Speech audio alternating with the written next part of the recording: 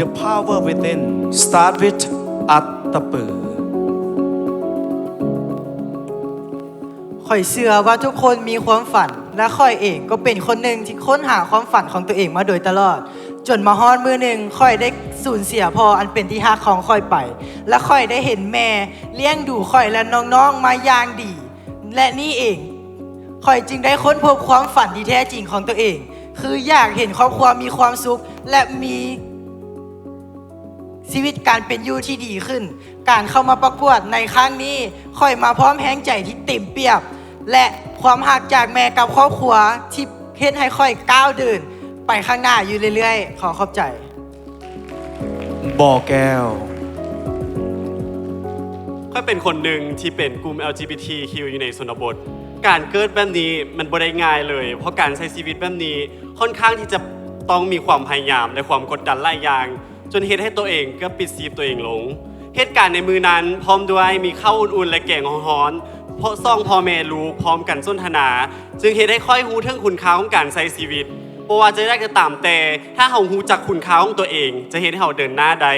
และค่อยอยากจะบอกทุกคนว่าจงเติบใหญ่ในสิ่งที่ตัวเองมักบ่แม่นในแบบที่ของคนอื่นมักถึงแม้ที่เฮาจะผิดพลาดไปแล้วจักรวาลนี้ยังมีมื้ออื่นที่เฮาได้เริ่มต้นเสมอขอขอบใจบ่อลิคำใส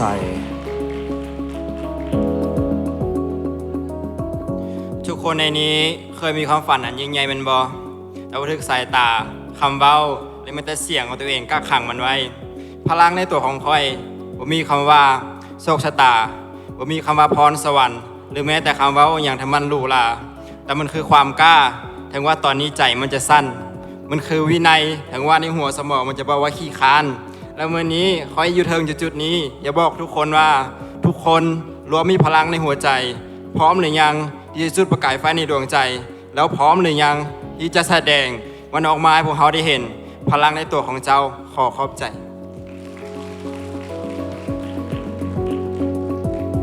จำปาสักพลังที่ยิ่งใหญ่ที่สุดบ่ได้อยู่ที่ภายนอกแต่มันอยู่ภายในตัวเฮาเองถ้าเฮาเชื่อมั่นศรัทธา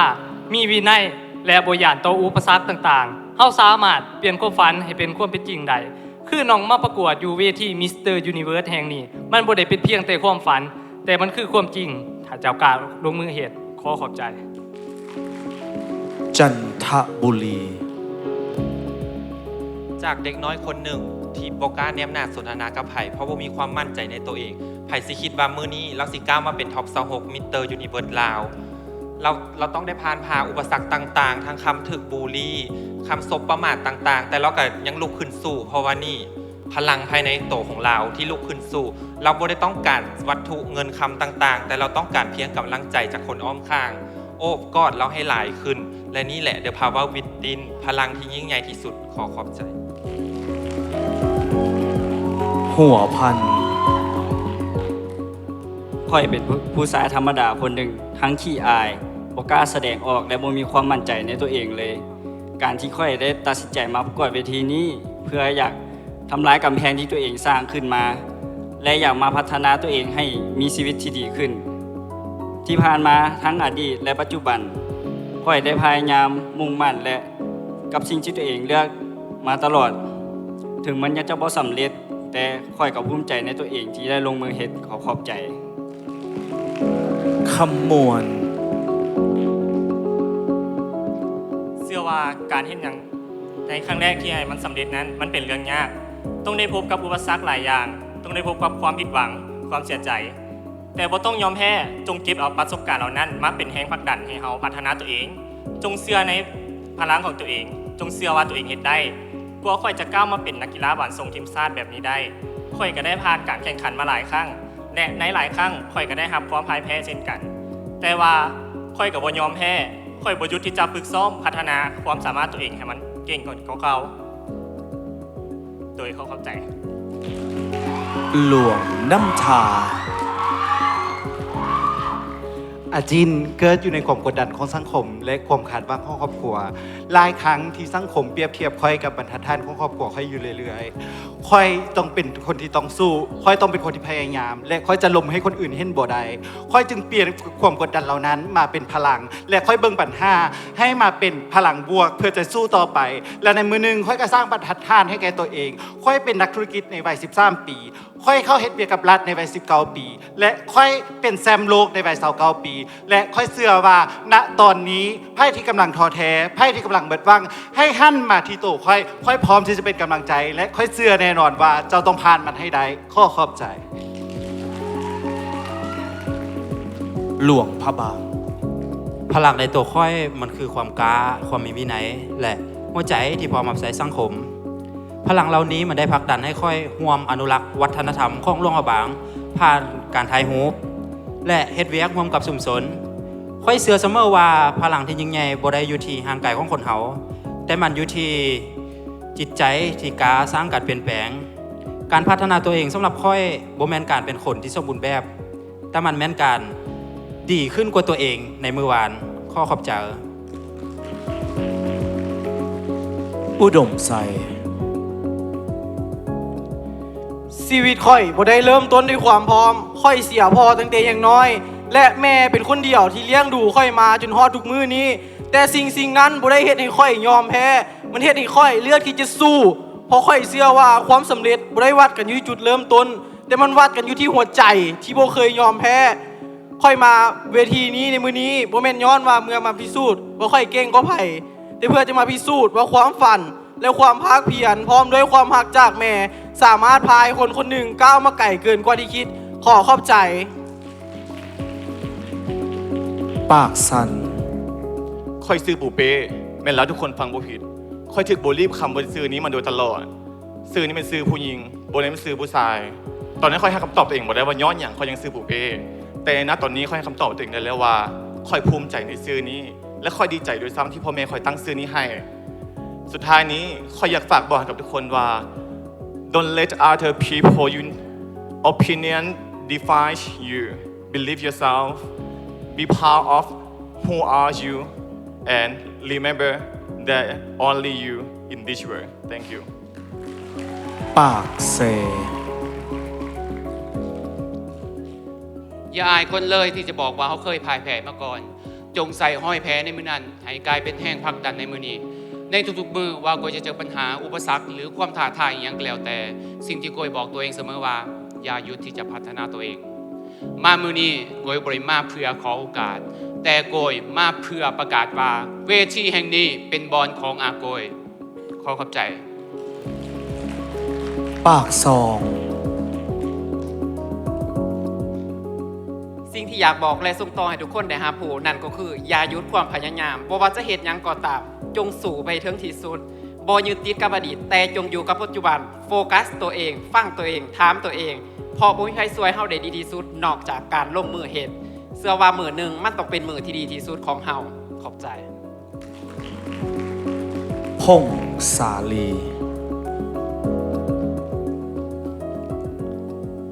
วัยหนุ่มกมุหลายคนส่วนหลายบ่มีความมั่นใจในตัวเองและค่อยก็แม่นหนึ่งในนั้นเพราะว่าข่อยยานในการที่จะเปลี่ยนโลกใบใหม่ข่อยยานคนอื่นจะตัดสินแต่พอข่อยได้ตัดสินใจอย่างเด็ดขาดเพื่อจะเดินตามความฝันของตัวเองเพราะว่าอยากไปเรียนต่อต่างประเทศมันเลยเฮ็ดให้ข่อยมีพลังในการพัฒนาโดยการลองผิดลองถูกเรียนรู้เพราะว่าข่อยเชื่อมั่นว่าข่อยจะเฮ็ดมันได้และอยากเป็นแบบอย่างที่ดีให้แก่วัยหนุ่มกมุหันมาใส่ใจทางด้านการศึกษาให้หลายขึ้น Even though I am not successful today I have tomorrow will be my chance to succeed and shine because I believe in myself that I can do and I will do my best thank you very much สารวัน สำหรับโบแล้วมันคือการที่เฮาปลุกพลังในใจของตัวเฮาที่ลืมไปว่าเฮามีอยู่นั้นขึ้นมาสิ่งที่จะดึงเฮาขึ้นมาจากอุปสรรคและความผิดหวังที่เฮามีอยู่นั้นมันบ่แม่นเพียงแต่โชคชะตาหรือคำย่องยอสมเสยจากคนอื่นเพียงอย่างเดียวแต่มันเป็นการที่เฮาหันมาเบิ่งตัวเองว่าบ่มีไผที่จะสามารถพึ่งพาได้ดีเท่ากับตัวเฮาเองกันแล้วและข้อยอยากบอกให้ทุกคนที่ยังรู้สึกเมื่อยและท้ออยู่ว่าจงเชื่อมั่นในตัวเองและพร้อมที่จะปลุกไฟของตัวเองขึ้นมาลุกขึ้นสู้เพ เพราะสุดท้ายแล้วคนที่จะเปลี่ยนชีวิตของเราได้ก็คือตัวเราเองขอขอบใจ สวรรค์นะเค พลังในตัวน้องบอกว่าสิเฮ็ดหยังเชื่อมั่นในตัวเองฮักตัวเองหลายๆบ่ต้องสนคำดูถูกไผเดินหน้าต่อไปเฮามีคุณค่าเสมอ และเฮาเองนี่แหละสิเป็นคนกำหนดชีวิตของเฮาเองขอขอบใจ เซกอง สำหรับข้อยเดียวพลังภายในบ่เป็นพลังของทางกาย แต่เป็นพลังของหัวใจความกล้าความเชื่อในตนเอง พลังนั้นเฮ็ดให้ข้อยกล้าพันกล้าลงมือเฮ็ดและบ่ยอมแพ้ต่ออุปสรรคเมื่อเฮาค้นพบพลังงานภายในเฮาสามารถเปลี่ยนแปลงโลกของตัวเฮาได้ขอขอบใจ ท่าแค่ คนอื่นอาจจะเบิ่งว่าเฮายังน้อยยังใหม่ในเวทีนี้แต่ค่อยบ่คิดแนวนั้นค่อยคิดเพียงว่าเขาจะพัฒนาตัวเองแนวใดเพื่ออยู่จุดเดียวกันกับคนอื่นเขาจะต้องพัฒนาตัวเองแบบใดเพื่อยกระดับตัวเองจากเด็กน้อยธรรมดาให้กลายเป็นเด็กน้อยที่เก่งเกินวัยเขาจะใช้เวทีนี้เพื่อพิสูจน์ให้ทุกคนได้รู้ว่าอายุเป็นเพียงตัวเลขขอบใจ ต้นเพิง ค่อยเป็นคนหนึ่งที่เคยได้รับโอกาสแล้วก็บทได้เบิ่งมันสำคัญแล้วก็เฮ็ดมันบ่เต็มที่การที่กลับมาในครั้งนี้อยากให้ทุกคนเห็นว่ากลับมาด้วยความตั้งใจและอยากบอกทุกคนว่าถ้ามีโอกาสแล้ว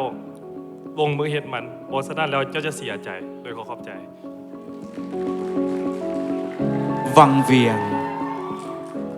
จากเด็กน้อยบ้านนอกคนหนึ่งที่เกิดมาในครอบครัวบ่ได้สมบูรณ์แบบในมือที่แสนเจ็บปวดที่สุดในชีวิตมือที่สูญเสียพ่ออันเป็นที่ฮักไปย้อนพลังที่อยู่ในใจค่อยมันบอกค่อยว่าต้องลุกขึ้นแล้วไปต่อมือนี้ค่อยมายืนอยู่บนนี้บ่ได้แม่นย้อนโศกซวยแต่มาย้อนความกล้าความตั้งใจและเชื่อมั่นในตนเองนั่นแม่น The Power Within ในตัวค่อยขอขอบใจ นครหลวงเวียงจันทร์ ก็ต้องมักหักในสายอาชีพบันเทิงเป็นคนที่มีความฝันอยากเป็นนักร้องนักแสดงและศิลปินเป็นคนที่มักแสวงหาและเปิดโอกาสให้กับตัวเองได้เจอสิ่งใหม่เพื่อเฮ็ดตามความฝันแต่ก็บ่สำเร็จโดยสภาพครอบครัวจึงได้หยุดเพื่อเฮ็ดเวียกประจำจนณตอนนี้ได้มีโอกาสกลับมาเฮ็ดตามความฝันของตัวเองและสิ่งที่ท้าทายที่สุดคือการกลับมาในวงการบันเทิงอีกครั้งเพื่อข้ามขีดจำกัดและค่อยเชื่อว่าสิ่งที่ค่อยเฮ็ดได้ทุกคนก็ต้องเฮ็ดได้เพราะความพยายามและศรัทธาจะนำพาเราไปสู่ความสำเร็จที่ยิ่งใหญ่ขอขอบใจ เวียงจันทร์ แต่ก่อนค่อยคิดว่าการเฮ็ดเพื่อคนอื่นและการได้รับคำยอมรับและคำชื่นชมนั่นคือพลังที่ได้ค่อยสู้ต่อจนกระทั่งค่อยได้เรียนรู้ว่าการรู้ในคุณค่าของตัวเองรู้ว่าเรามีความสามารถอย่างเฮ็ดอย่างใดและภูมิใจกับมันซ้ำใดนี่คือจุดประกายพลังที่ได้ค่อยยืนหยัดและค่อยเชื่อว่าพลังนี้บ่เป็นพลังสำหรับค่อยคนเดียวแต่มันยังสามารถส่งต่อให้คนอื่นได้ขอขอบใจ ไซยบุรี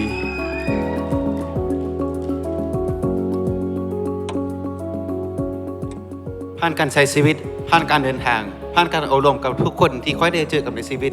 เห็นให้ค่อยได้เรียนรู้ว่าทุกคนเติบใหญ่มาจากการเดินทางและการกล้าที่จะออกมาเฮ็ดบางสิ่งบางอย่างกล้าออกมาจากความยานและมันบ่สำคัญเลยว่าเฮาเว้าหลายส่วนใดมันสำคัญว่าเฮาได้เฮ็ดหยังแล้วมื้อนี้เฮาได้ออกมาเดินทางแล้วบ่กล้าที่จะลองกล้าที่จะเฮ็ดแล้วบ่นี่แหละเฮ็ดให้เฮาแตกต่างสิ่งสำคัญที่สุดมื้อนี้คำถามก็คือเฮากล้าแล้วบ่เฮาได้ออกมาแล้วบ่ขอเข้าใจแล้วบ่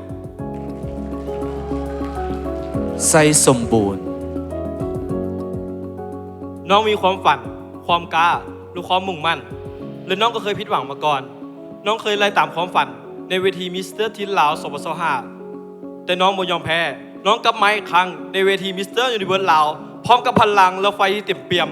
น้องเชื่อว่าการบ่ยอมแพ้บ่เคยทรยศไผโดยขอเข้าใจ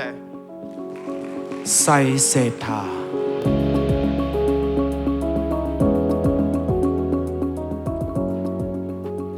จากที่เป็นคนบ่กล้าเว้ากล้าแสดงออกและบ่มั่นใจในตัวเองค่อยต้องได้ฝึกปรับปรุงและพัฒนาตัวเองมาอยู่เรื่อยๆเพื่อที่จะกล้าเว้ากล้าแสดงออกเพราะว่าค่อยอยากจะก้าวข้ามข้อบกพร่องของตัวเองขอเข้าใจ และเสียงขวาง พลังที่ใหญ่ที่สุดคือการเป็นตัวของตัวเองจงอยู่กับปัจจุบันและอนาคตเฮ็ดมื้อนี้ให้ดีกว่ามื้อวานมื้ออื่นให้ดีกว่ามื้อนี้เฮ็ดในเวอร์ชันที่ดีที่สุดเท่านั้นก็พอ เพราะน้องเชื่อว่าการลงทุนกับตัวเองนั้นความเสี่ยงเป็นศูนย์แต่ผลตอบแทนมหาศาลขอขอบใจ และนี่คือการสปีชของหนุ่มๆทั้งหมด26คน เดี๋ยวพวกเขาจะกลับเข้ามาพบกับพวกเขา